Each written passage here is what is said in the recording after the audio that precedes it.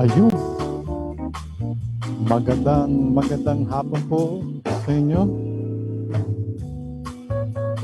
Ito po si John D. Javier na muling nagpupugay at humingi ng konting panahon ninyo. Shoutout kay Adrian, our technical director. Ayun.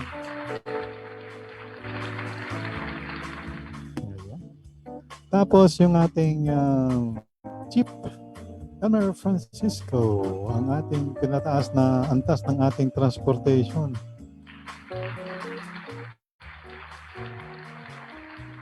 Ayun. Isa sa mga magandang nangyari kahapon.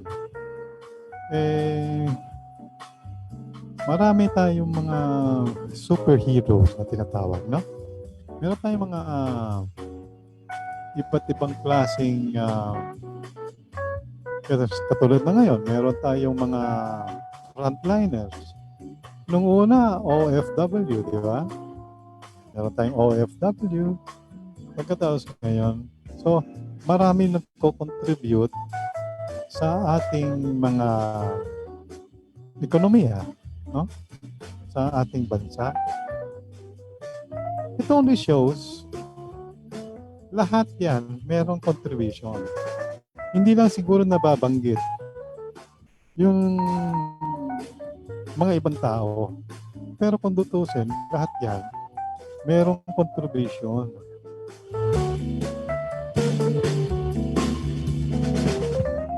Yung mga contribution noon na yan, kahit hindi nababanggit, katulad na sabihin na natin, yung mga kumukuha ng basura. Di ba? Malaking contribution ho sa atin yan. Meron nga pala akong masasabi. Isang nasira ho namin na pare.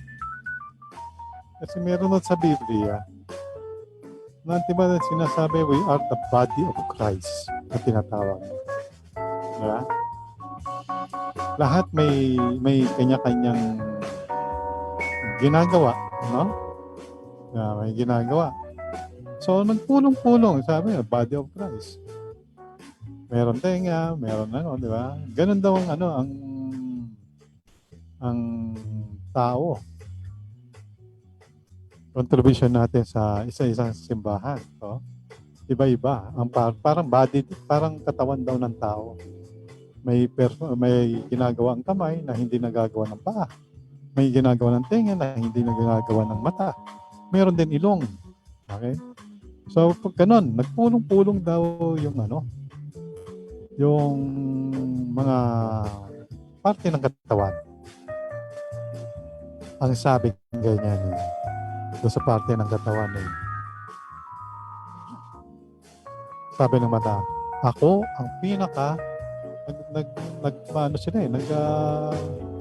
nagpapayabangan sila sabi ng isang mata, ako ang pinakamahalaga sa parte nito. Diba? Hindi, siyempre, pag sabi niya ganyan, sabi ng tenga, ako, kasi hindi kayo makakapunta. Hindi kayo makakarinig sa paligid ninyo. No? Hindi kayo makakaparinig sa paligid ninyo. Yung mata naman, hindi kayo makakapunta sa pupuronan niyo. Ang sabi ng paa, lalo ka hindi makakapunta kasi kung wala ako. Siyempre, nagpapayabangan sila. No? Nagpapayabangan. Ito na. Sabi ng tumbong, ako ang pinakamahalaga sa parte ng katawan. Siyempre, tawanan ng mata, tawanan ng ilong, tawanan lahat ng mga organs, Sabi niya. Sige nga. Sige, ayaw niyo maniwala. Sige, mag-ano ako. Kasi, siyempre, tumbong lang yun, di ba? Ang ginawa niya, nagsara. Isang araw, okay lang. 2 araw, medyo may nararamdaman. kasi walang lumalabas, eh, 'di ba? 3 araw medyo masakit na yung tiyan. 4 na araw iba na yung tingin ng mata. Yung utak pa, nahihilo na sila, nasusuka na, 'di ba? Yung tenga kung ano-ano na naririnig, eh, 'no? 5 araw, 6 na araw sabi ng ano, mga katawan. Ikaw na, sige ikaw na ang pinakamahalaga, ikaw na tumbong, 'di ba? So, anyway, yun ang sinasabi, 'no? Bawat isa sa atin, tayo, 'no, may kanya-kanyang ika nga papel sa ating lipunan. Yung papel na 'yan, eh, hindi malalagpasan. Katulad niyan, mga driver, paano makakapunta ang mga mananakay sa kanilang pupuntahan, 'di ba? Kung walang mga driver. Kaya nga kita niyo sabi nga ng mga driver pumunta na sila sa Supreme Court kung pupuwedeng pagbigyan na sila ng kanilang pagbiyahe. So, 'yun, So, meron tayong kanya-kanyang, papel ano. Katulad ho namin, 'no, kahit sabihin na natin ng mga PWD, meron ho kaming mga papel din sa buhay namin. Nagkakaroon din kami ng kontribusyon sa pag-unlad ng bansa natin. So, kanya-kanyang, um, papel sa buhay. Kaya nga sabi nga sa inyo, anong mangyayari ano yung mangyayari kung walang basurero, 'di ba? May kumukuha ng basura natin, siguro sa tingin niyo ang baho-baho na natin. Kaya may kanya-kanyang kontribusyon ang bawat isa. So, yung kontribusyon na 'yan, mataas ka man o maliit, eh, pare-pareho lang ang input niyan. Okay. Ngayon, panibagong huntahan na naman, ah. Ano ito yung mga eto, ano yung mga mindsets natin, 'no, para masabi natin, eh, magkaroon ng malakas ang pagbabago. Dapat meron tayong mindset, 'di ba? Yung mindset natin na 'yan, 'no, magbabago ng ating sitwasyon. May tinatawag sa English, narrative. My narrative is different from your narrative. Yung sitwasyon ko ay iba din sa sitwasyon mo. So, kaya gano'n ang masasabi natin. Puwedeng ito ay makapagbigay ng inspirasyon ninyo, puwedeng hindi. Puwedeng mapulutan natin ng konting aral. Kaya nga nasabi ko nga sa inyo, ang aaral kailangan natin para 'pag dumating oportunidad, puwede natin magamit yung pinag-aralan natin. Ang pinag-aralan natin whether skills 'yan o knowledge na galing sa utak o kaya disiplina sa buhay. Yun ang mga binibigay natin na klaseng aral o puntahan natin dito sa makikiraan po. Ayun. O sige, ku kunyari 'no, ano yung mga sa tingin ninyo, wala na kayong magawa 'no, lalo na dito sa pandemyang ito. Tingin natin 'no, mga iba hirap na sa buhay, pero meron mga iba nakita nilang oportunidad itong pandemya. Oh, bakit? Katulad nito, ang sabi nito, dapat yung sitwasyon natin hindi magdidikta kung ano ang gusto natin, 'no? So, ang gagawin natin yung ano, hindi magdidikta kung ano ang pwede nating gawin. 'Yun ang masasabi kong pwede natin ayusin. Okay. Ang sabi dito, so, sa tingin ninyo kung posible magkaroon tayo ng malaking ika nga magandang buhay sa pandemya 'no. Siya nga pala, nung pagkatapos ko broadcast ko kahapon, meron akong napakinggan. Ito yung Go Negosyo 'no, siya naggaganchilyo. Maganda yung sabi nila ng anak ko, maganda yung paggaganchilyo. Gumawa siya ng ganchilyo na puwedeng paglagyan ng cellphone. Ang ganda-ganda daw. So, medyo 'no, medyo maganda, bago 'yun, ganchilyo, cellphone ang gagamitin. Pangalawa, nakita niya yung opportunity na 'yun dahil magaling siya, and then puwede niya palang gawin, tulungan ang ibang tao para dito. So, tuturuan niya yung mga tao para paano gumawa, and then siya naman magma-market. 'Yun ang mga masasabi kong isa sa mga nakakakita ng oportunidad. Was pangalawa, meron isang magsasaka. Karamihan ng kanilang, tinanim nila 'no, nabubulok lang.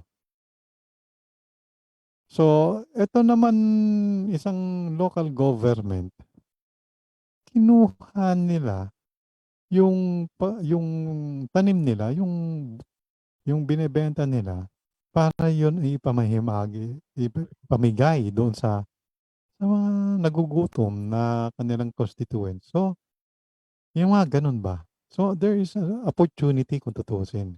Hindi lang, um, hindi lang yung nakikita natin na walang trabaho, gano'n. So, magkakaroon ng opportunity. Remember, pagka meron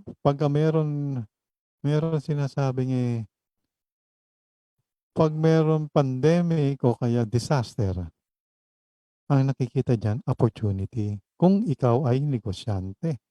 So, dapat meron tayong, spirit of, being a entrepreneur. Hindi lang basta-basta diyan tayo diyan na, "Oh, wala nang kikitain." 'No? So, ako po, ewan ko, kung ano na lang pinapasok ko para kumita 'no?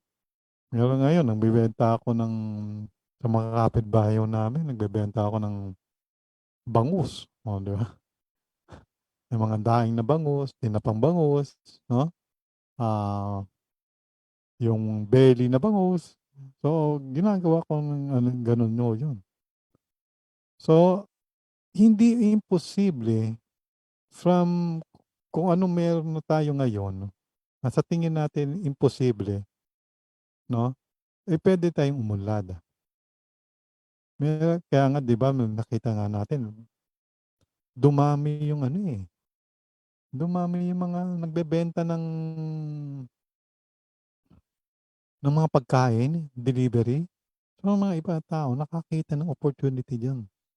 Isa sa mga binigyan kong binilang ko ng ano 'no, anak yun, 20 years old. Siya ang nag-aayos ng kanyang social media. Ano yung binebenta nila sa social media? Yung ano, kanilang nilulutong pagkain. Ang kanyang sinasabi, Ilocano delicacies. Oh, nandoon yung bagnet, 'di ba? Nando'n ang rabong, nandoon yung langgunisa, 'di ba? Yung mga pang-ano, mayroon mo yung kardis, yung mga gano'n ba. So, yung mga delicacies ng ano, ta's meron silang tawag dito, yung Ilocos empanada. Nagbebenta sila ng Ilocos empanada. Paborito ko ho yun. Isa sa mga gustong-gusto ko yun. So, yan yung mga gano'n. So, nakakagawa sila ng panibagong oportunidad. Remember, pagka meron tayong pagkukulang, nakakita ng oportunidad. Yan ang mga negosyante. Okay. Bakit si Elmer Francisco, yung Francisco family. Nung una, nakakita sila ng opportunity, 'no, para palaguin ang negosyo nila. Kasi nakakita sila paano i-solve yung problem. 'Pag na-solve mo yung problem, that's already an opportunity para kumita, 'di ba? Katulad niyan, lockdown. Paano pupunta ang mga tao sa mga palengke? Hindi mo naman pupuwede na hindi naman pupuwede na ano 'yan, na dikit-dikit sila diyan. Wala na sa ano, social distancing, 'di ba?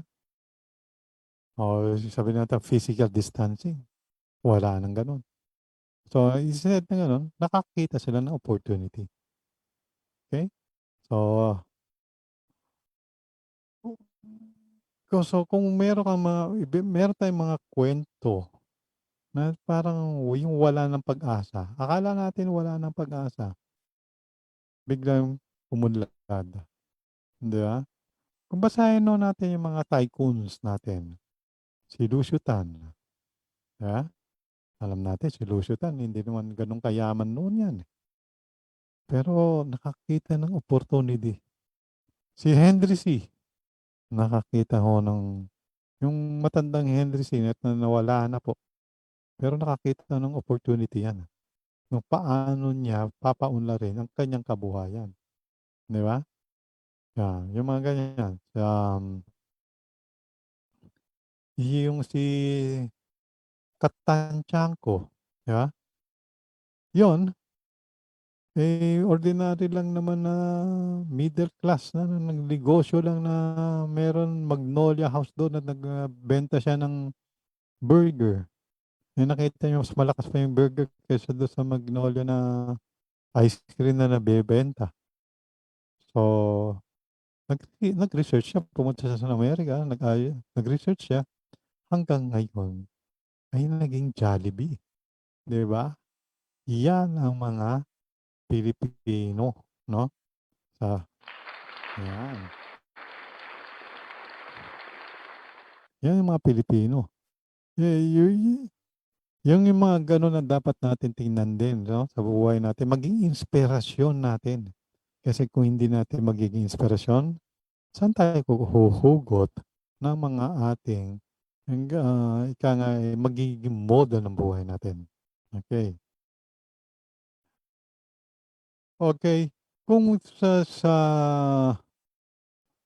yung traditional success, alam niyo ba yung movie na Pursuit for Happiness? Panoorin niyo yun. Nakakalungkot nung unang buhay niyan, 'no? Pero totoo ho nangyari 'yan. Panoorin niyo yung Pursuit to Happiness. Hanggang nagkaroon siya ng, kung saan-saan sila pumunta, naghiwalay sila ng asawa niya, gano'n, 'no? Pagkatapos ito pa masakit, natulog ho mag-ama doon sa loob ng CR. Grabe, sa loob ng CR. Pero eventually, nagkaroon siya ng ika nga ng opportunity hanggang kinuha siya ng isang firm para magbenta ng stocks. So, hanggang na yan nagkaroon na siya ng kanya-kanya, nagkaroon na rin siya ng negosyo, ganyan. Pero yung buhay ho niya talaga, hirap na hirap siya dahil wala talaga siyang ika nga, practically tumitira lang siya sa kalye lang. Sa kapaguran natulog na sa CR. Sinarado niya sa CR, tapos kalong-kalong niya yung anak niya, 'di ba? Kalong-kalong yung anak niya, hanggang nakatulog yung bata, siya nakatulog din, nakaupo do'n sa CR. Alam niya naman, sabihin na natin sa Amerika malinis ang CR, pero kami po, hindi lahat po ng CR malinis. Sabihin na natin malinis yung natutulugan niya, 'no? Pero CR pa rin 'yun, 'di ba? So, hanggang umunlad yung buhay niya.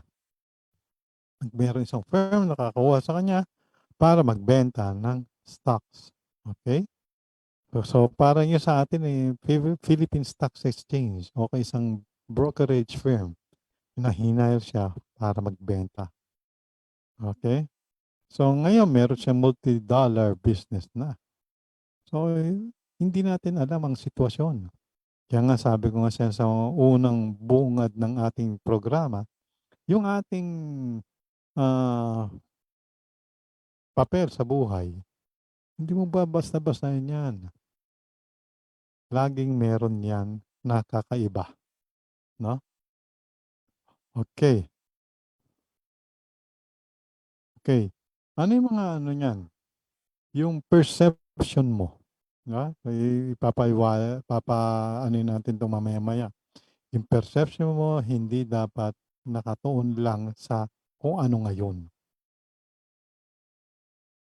Okay.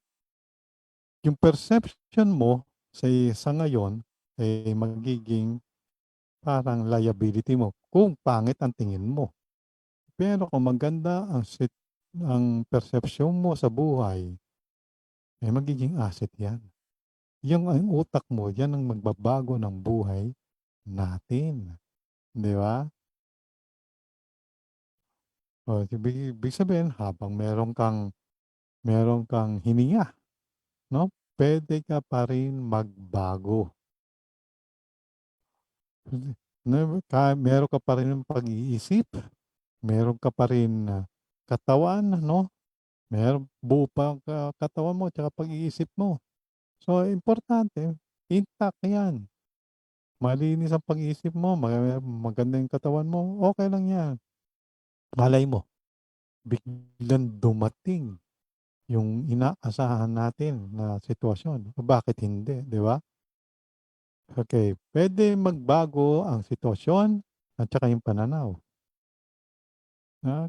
Pero, unang-una, baguhin natin ang pananaw para magbago ang sitwasyon. Okay? Ang kailangan ng isang tao para umunlad ay kanyang utak. Una ho yan. Pagkatapos yung kanyang katawan. Yan ang unang-unang puhunan natin. Di ba? Kaya nga pinapaaral ng ating nanay at tatay na yung unang-unang inaayos yung utak natin. Inaayos yung ugali natin. No? Sa bahay, pagdating naman sa bahay, ugali natin. So, maraming mga iba, no? Masyadong mga luxury ang buhay. Pero pagdating ho niyan, yung luxury na kanyang buhay, ay yun naman ang nagbibigay naman ng, ika nga eh, pag nakita niyang ginamit niya yung luxury ng buhay niya, eh, hindi maganda. Hindi pa pangit din ho yun. Okay? Meron mga, nakalimutan ko na eh. Yung pangalan niya, pero pangalan niya yung Nicolas.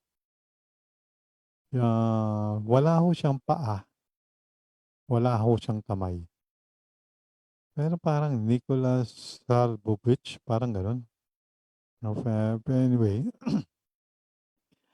ang galing mo niyang magsalita. Ginamit niya yung kanyang utak at ginamit niya yung kanyang pananalita para umunlad yung kanyang buhay. So, international speaker na po siya. Minsan nagsalita ho siya dito sa Araneta Center eh. Kinuwento niya yung buhay niya. So, ibig sabihin, ang gusto niya mapakita na yung ating buhay, kahit anong sitwasyon, pwede ring umunlad. No? So, anong excuse natin sa buhay kung nakakita tayo ng ganyan? So, dapat hindi na tayo nakakita ng mga ganyang klaseng, o yung ika nga, hindi na natin dapat binibigyan ng importansya kung ano ang negatibo natin. O kung sila ay nagbabago ng buhay dahil, ito nga si Nicolas, no? Walang kamay, walang pa, pero international speaker. No, yan ang masasabi kong pwede natin gawin inspirasyon. Hindi man tayo maging katulad niya, pero at least mabago natin ang buhay natin ngayon. Okay, meron tayong mga difficulties sa buhay, no? Meron tayong buhay sa ngayon. Pero hindi ibig sabihin hindi na magbabago 'yan. Okay? Kung may sinabi mo, "Wow, wala ako niyan. Paano ako magiging successful?" For example, paano ako magiging successful, eh, wala naman akong puhunan, eh, gusto kong magnegosyo. Mind you, meron negosyo na walang puhunan, 'di ba? Ang isa sa masasabi kong isang negosyong walang puhunan diyan, sales, benta. Magbenta ka, pagkatapos kausapin mo lang yung ano, for example, nagbebenta ka ng buko, 'di ba? Na meron nakita mo yung supplier ng buko. Tapos kakausapin mo yung isang vendor ng buko. Alam mo, kasi ibebenta mo yung ano, yung buko na yun do'n sa vendor. And then, sasabihin mo do'n sa may-ari ng farm ng buko, "Puwede bang mamayang hapon ko ng bayaran 'yan? Kukuha lang sa'yo, aangkat ako." Katulad ng ginagawa ng nagbobote dyaryo, 'di ba? Oh, yung nagbobote dyaryo wala ng puhunan 'yan, eh. Pero gano'n din, kukuha sila, ibebenta nila, 'di ba?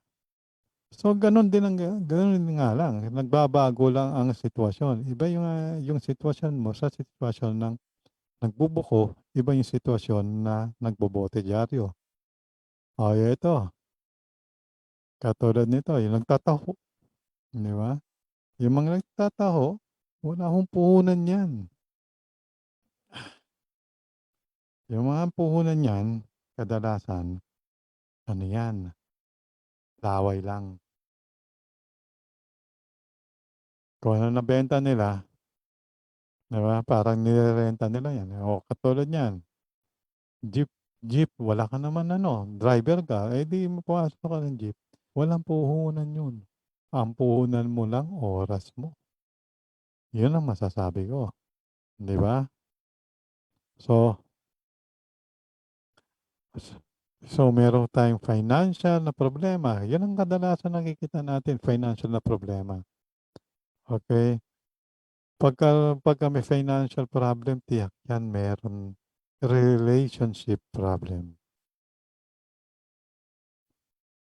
O hardships, homeless, kapag walang pinansiyal, relationship nagkakaroon, yung negosyo mo nawawala, 'di ba? So, isa sa mga malaking problema natin ang financial. Pero kung magagawa natin ng paraan, magsipag lang tayo. Pero magbabago 'yan kung meron tayong determinasyon, okey? Okay, anyway, siguro mag-ano tayo, break muna tayo, Adrian.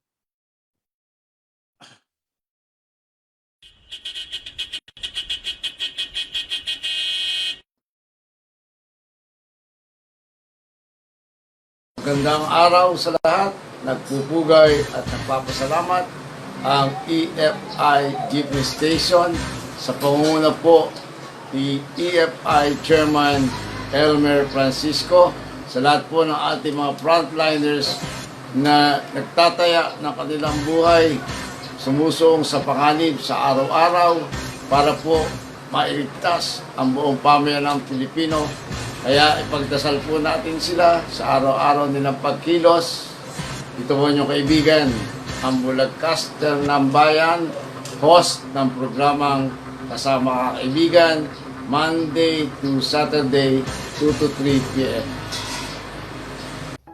Sa ating mga healthcare workers, social workers, grocery store workers, retail employees, restaurant staff, delivery drivers, postal workers, pulis, bumbero at militar, ang ating mga guro, utility workers at mga super heroes. Ramdam ko ang inyong sakripisyo.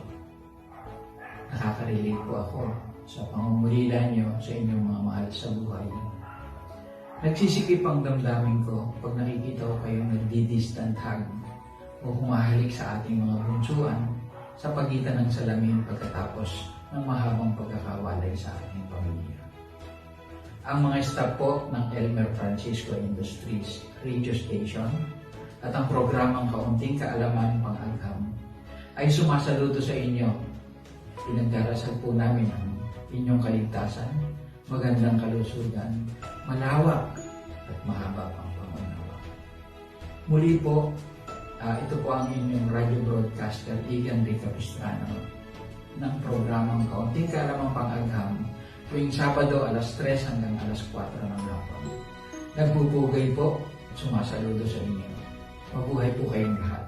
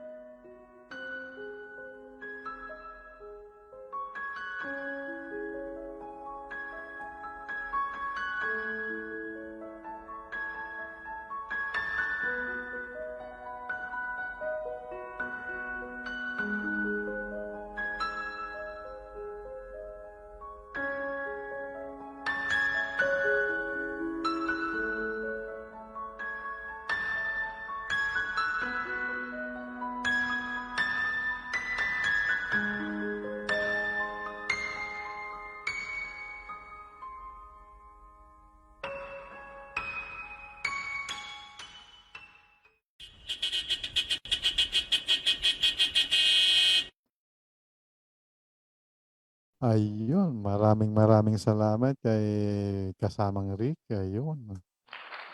Ayan. Yan, every Saturday, 3 to 4, pakinggan mo po ninyo. Ito kasi kasamang Romel, maraming salamat kasamang Romel. Ayan, pagkatapos ng ating programa, pakinggan nyo po siya at baka mayroong guest na naman siya. Yan po, yan ang mga taong hindi nawawalan ng guest. Okay. Okay, number 2 natin. I-reframe mo yung problema. Ano ba yung reframe? No? Itigil mo yung problema hanggang sa maaari. Paano natin ititigil yan? Ganyan na, di ba? Paano natin titigil ang mga problema? O kaya wag mong palalain. No? Nandiyan dyan yung problema pero wag mo na palalain. Nandiyan yung problema po. Hanggang sa maaari, hanggang dyan lang. Di ba? Huwag na natin bigyan ng malaking diin, ika nga. Hanggang sa maaari, huwag na natin bigyan ng masyadong pansin. May tinatawag sa Pilipino. O tinatawag, yaman problema, magproblema sa sarili niya. Yeah? May ganun tayong mga Pilipino sinasabi. Let the problem solve the problem. Maganda hong attitude ho yun. Di ba? Yun ang maganda. Ang importante sa problema, dapat nakikita natin yung problema, yung pera is just only a benefit lang. No? Ika nga, meron tayong problema sa pera, dadating yan. Huwag na natin masyadong bigyan. Basta magsipag lang tayo, mag-iisip tayo ng pwede natin gawin. Yun ang Minsan, ang problema, pag tinanggal yung resource na, for example, ang resource mo is pera. No? Pag yung pera mo nawala, minsan iniisip natin wala na akong magawa sa buhay. Di ba? Although, alam natin yung pera, essential. Pero, mayroong mga magagaling ho dyan, ang pera, ano lang yan, nandiyan lang yan para tulungan tayo mabuhay. Pero, hindi siya importante. Essential lang siya, pero hindi siya importante. Kailangan essential siya para mabuhay tayo, pero hindi siya importante para mabuhay. So, pwede natin masabi na tayo ay nabubuhay dahil ginagalawan natin na meron tayong gagawin. Yung resulta ng ginawa natin, pera. So, yun ang tinuturo ko sa anak ko. Sa ngayon, kasi bata pa yung anak ko, ang tinuturo ko sa kanya, gain knowledge. Yun ang importante. Gain knowledge. Oh, okay, so yung time at saka knowledge ang kailangan mo. Pagka time equals knowledge, yun na yun.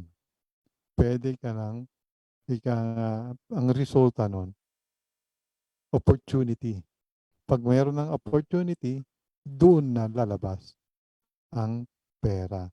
So, ang end goal, hindi lang basta pera. No? Resulta lang ho yun. Dapat ang end goal natin, makatulong. Okay? Okay. Ibig sabihin, yung buhay natin magkaroon dapat ng meaning. Yung buhay dapat natin, makita natin yung tunay na kahulugan, ika nga, bago matulungan tayo ng pera. Magkaroon tayo ng pera. Dapat makita na yung kahulugan. For example, ikaw ay naghuhugas ng plato sa restaurant. Di ba? Kung sa tingin mo ikaw naghuhugas ng plato sa restaurant, yan ang trabaho mo. Napaka-myopic. Ika nga short distance lang yung ating nakikita. Pero pag halimbawa, sinasabi mo, hihugasan ko tong pinggan na to para malinis ang pagkain nila. Safe sila. No? Pag safe sila kumakain dito, uunlad tong restaurant, no? Nakakaroon ako ng contribution sa paglago ng restaurant. Kung ganon ang pananaw mo, marami mapupuntahan yan. Ika nga, nagbibigay kayo ng kontribusyon.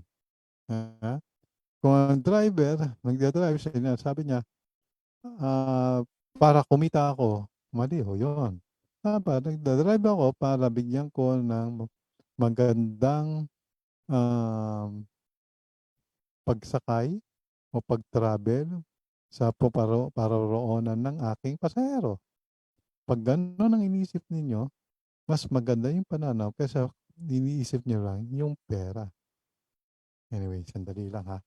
Medyo minute.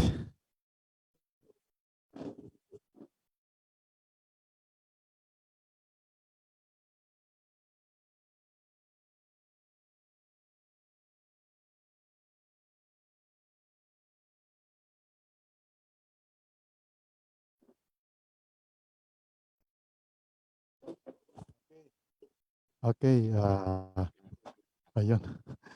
2 minute. Anyway, so ayun ano. So dapat meron tayong mga ganung pananaw, yung mga nagustuhan natin. Anyway, kasi ngayon kung nahihirapan tayo, siyempre kung meron pa tayong kakayahan, no, sa time and then knowledge equals opportunity equals money. Ha?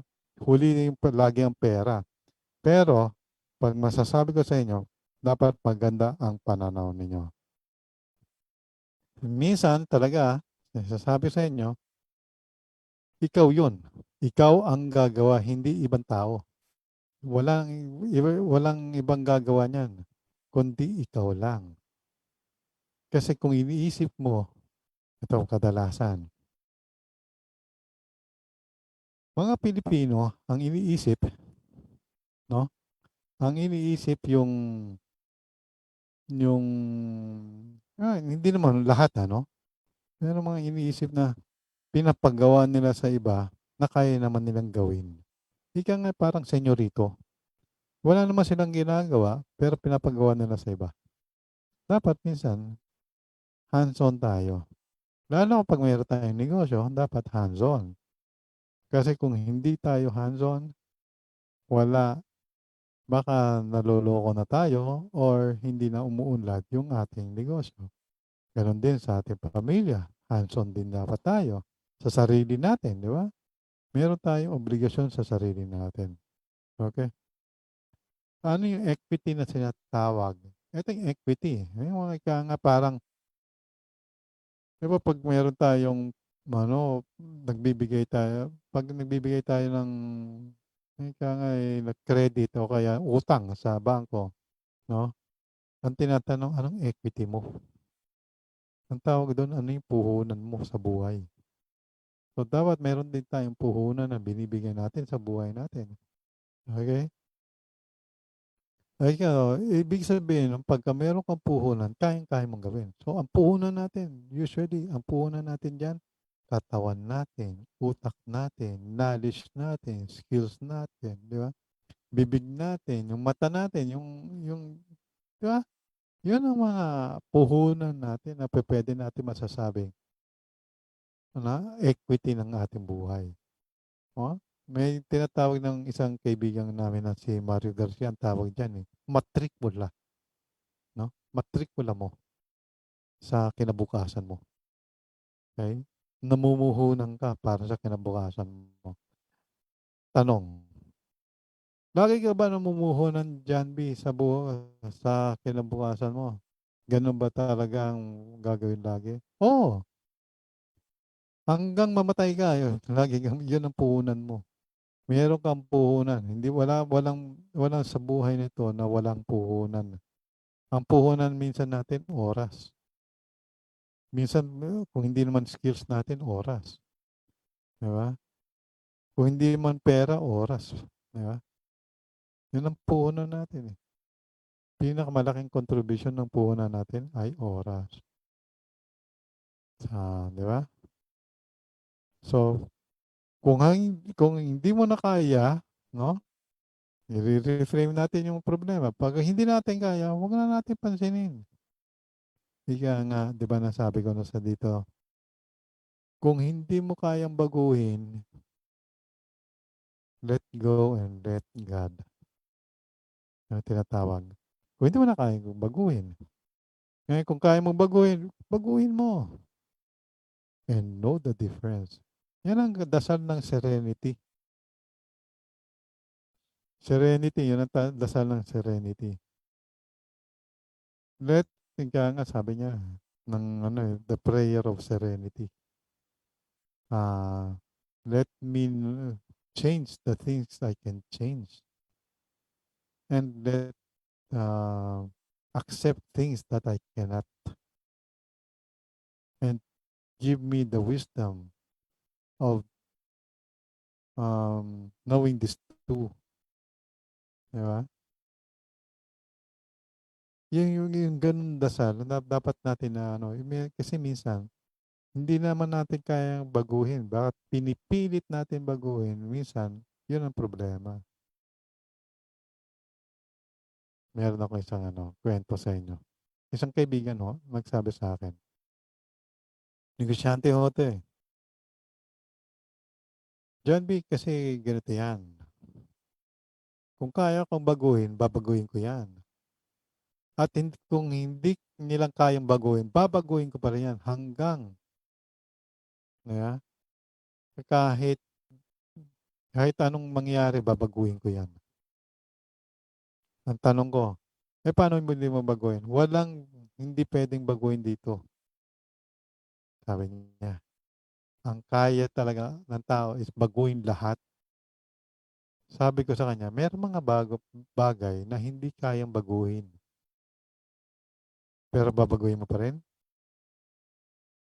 Kahit illegal, gagawin ko. Kaya, di ba? Mali ho yun. Dapat, kung gusto natin gumanda buhay natin, i-accept natin yung mga kaya natin baguhin. Accept natin yung mga hindi natin kaya baguhin. I-accept natin din ang buhay na pwede natin baguhin at hindi natin pwede natin baguhin at hindi na kaya baguhin. Alam ko na, basahin nyo yung The Power of Broke. Ito yung libro na The Power of Broke. Ito yung sinasabi na wala sila pero nagkaroon sila ng pera pagdating ng araw. Dahil binago nila ang kanilang pananaw. Binago nila yung attitude nila. Binago nila instead na negative thoughts, naging positive thoughts. Kung ginamit nila yung kanilang katawan bilang isang puhunan, ginamit nila yung kanilang um, sarili, no? Yung skills nila. Minsan, di ba, ang tao minsan pag masyadong gutom na, no? Pag gutom ng isang tao, minsan yung pagkagutom mo, yun nagiging nakakuha mong competitive advantage mo. Gusto mo labanan mo yung gutom mo. Yun ang gusto mo mangyari. Yun ang mga paraan na pwede natin masasabi, pwede ko parang baguhin ang buhay ko. Kasi gutom na ako, di ba? Pag gutom ka, gusto mo lumaban. Ha? Kaya nga, sa tingin ko, isa sa mga ano natin, bakit nagkaroon ng maraming negosyante nung nagkaroon ng pandemic? Kasi maraming nagugutom. Hindi na natin akalain, ito palang kapitbahay ko, may binibentang ganito. Di ba? Dati yung hopya niya hanggang tindahan lang. Gumagawa siya ng hopya, basta meron siyang tindahan na maliit. Dati, ganun lang yun. Ngayon, yung hopya niya, pumupunta na sa kung saan saan. Kasi nakakita siya ng oportunidad. So, suppose kung yung negative, no, na-reframe natin rather than sa mga problema, no? Pwede natin baguhin pa rin yan. Okay. Now, yung number 3 natin, baguhin natin, gamitin natin yung kakayahan natin, no? Yung kakayahan natin, kung anong maganda ngayon, ipagbuti pa. Ika nga, may tinatawag ko sila na if the thing, kung nag-work ka ito ngayon, bakit hindi mo gamitin yan? Huwag mo nang baguhin. Nag-work eh. Paano ko ba sabihin yan? For example, ikaw yung nagbebenta ng pandesal. Di ba? Sa umaga, maganda yung pandesal mo. Huwag mong baguhin yan. Kahit umunlad yung buhay mo, dapat tuloy-tuloy yung pagbenta mo ng pandesal mo sa umaga. Kasi yan pinakamalakas mo eh. Huwag mo nang baguhin yan. Yan na yan. Kung binago mo pa yan, mangyayari ho dyan. Baka, don't kill the goose that lays the golden egg. Ha? Well, kung yan nagbibigay sa'yo ng magandang opportunity, pagbebenta ng pandesal sa umaga, di gawin mo. No? So, dapat, lagi natin ginagawa yon. Kung ano yung nakakabuti sa atin, yun ang gawin mo. Kasi ba sinabi ni Tony Robbins. So, dapat meron kang conviction, dedikasyon. Yan naman sinasabi ni Tony Robbins. Si Tony Robbins, isa sa mga international speaker. Pagdating do sa mga ganito po, mga self-help. Si Tony Robbins po, lagi yung niya sinasabi, mayroon ka dapat conviction at dedikasyon. Kung ano man ang ginagawa mo. Ang dedikasyon mo ay iba, no? Pagka meron kang conviction. So, dapat meron kang dalawang ingredients na yan. Kasi kung wala ho kayong dedikasyon at saka conviction, ningas, kugon. Ningas, kugon lang ho yun. Kung walang ganun klaseng dedikasyon, kita nyo yung mga tao na walang dedikasyon, anong oras nagigising sa umaga? Pero lang ho sa mga patrabaho sa call center, yung mga taong talagang masasabi kong ano oras nagigising maaga, usually mga 7, 8, malabo na ho yun. Dapat 6 o'clock, 5 o'clock to 6 o'clock, gising na yan. Kaya turuan natin yung mga anak natin magising na maaga. Kasi mas mahaba ang gabi kaysa sa, ay mas maaga ang araw kaysa sa gabi. Mas marami kang gagawin. Minsan nga 5:30, 5 o'clock, may araw na. Yan pa kayang masasabi natin gabi? Pagdating ng gabi, pagdating ng 6, di ba?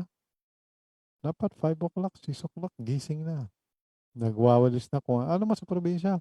May nagwawalis na ng umaga, 5 o'clock in the morning. Kikita mo, nagwawalis na yan, nagdididig ng halaman, o, di ba? Dapat ganun na ang tinitingnan natin sa buhay natin. Maaga pa lang, ginagawa na natin yun. Hindi pa pwede yung ika nga inaantay natin ang araw dumapo sa kama natin. Tandaan ninyo, pag ang araw dumapo sa kama natin, tiyak yan, nauna ang ibon kaysa sa'yo. Di ba?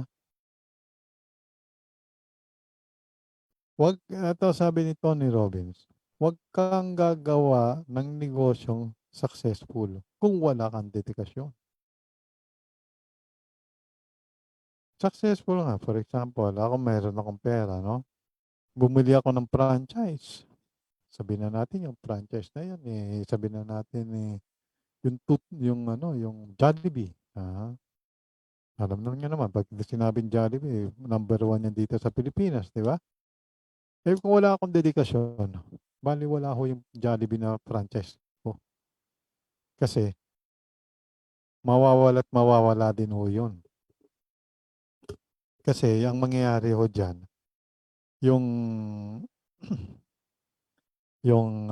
masasabi ko dyan dahil sa walang dedikasyon, ang mangyayari ho dyan, yung mapapabayaan ko rin. Pag mayroon isang barkada o kaibigan, iniyaya ko sa labas, baka hindi ko na matutukan yung aking Jollibee. Sabihin niyo, katulad niyan, meron isang kaibigan, meron siyang ang tawag dito, yung nagbebenta ng mga piyesa ng mga kotse, no? Malakas ang kanyang negosyo dahil pinasukan siya ng babae, no? Ng babae siya. Nagkaroon siya ng kabit. Nawala yung dedikasyon niya doon sa negosyo. Ano nangyari? Bumagsak yung negosyo. Nagka-problema siya sa pamilya niya. So, kung meron tayong dedikasyon at determination sa ating negosyo, lahat yan babaksak para sa tama. Kung wala kang dedikasyon, wala kang wala mangyayari. Yan ang masasabing ibang klaseng, okay. Dapat maniwala ka sa sarili mo. So, dapat meron kayong mindset sa buhay natin. So, meron tayong mga competition. Minsan, ang competition natin is sarili natin. Kadalasan yan. Bago tayo tumingin ng competition ng ibang tao, dapat tignan natin yung competition natin sa sarili natin. Kasi ang sarili natin, kung hindi natin babaguhin sa ating pananaw at saka ugali, yan ang number 1 na kalaban natin. Hindi yung competition natin sa ibang negosyo. Hindi yun. Ang sarili pa rin natin ang iba. So, kung meron kang, yan mga physical na katawan natin, no? Yan yung mga competition natin. Ngayon, kung meron kang problema dyan, no? Yung katamaran, manana habit, okay? Sa English, ang tawag ba sa English, hindi ko na maalala. Anyway, yan yung mga sasabi natin na ibang klaseng sitwasyon, no?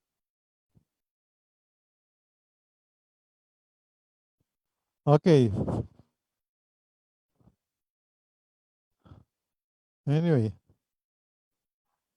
ang importante talaga magkaroon ka ng conviction.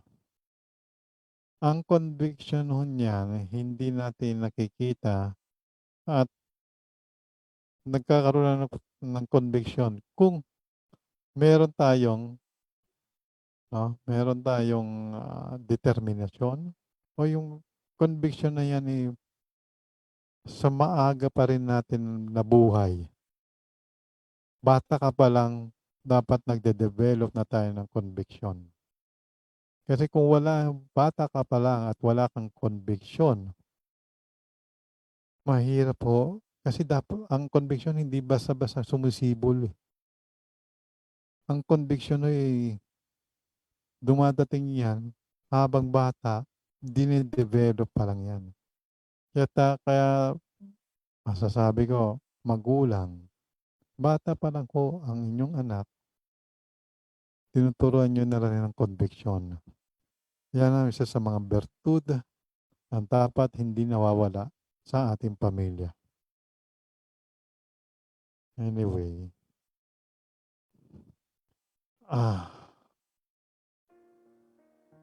yung ating bertud ng ating masasabi kong dapat inaalagaan natin. Hindi lang bertud na pangpamilya po yan. Bertud ng ating pangkalahatan ng ating buhay.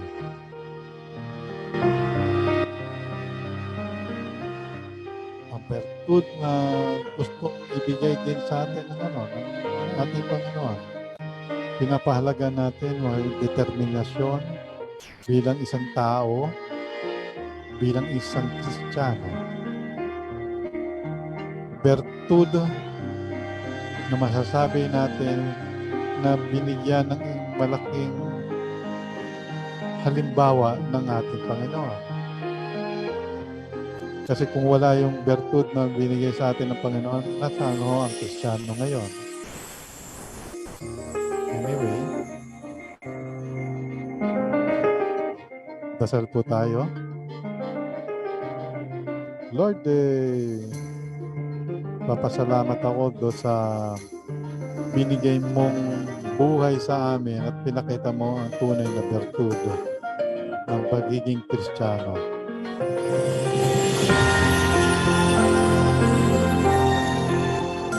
Yung pagiging Kristiyano ho na sinasabi mong sumunod sa iyo dahil ito yung tama. Diba? Lahat ng sinasabi ko namin dito sa programang ito may kaugnayan lagi sa iyo. Kaugnayan na papabuti namin ang buhay namin. Kaugnayan na mapabuti kami bilang isang mamamayan.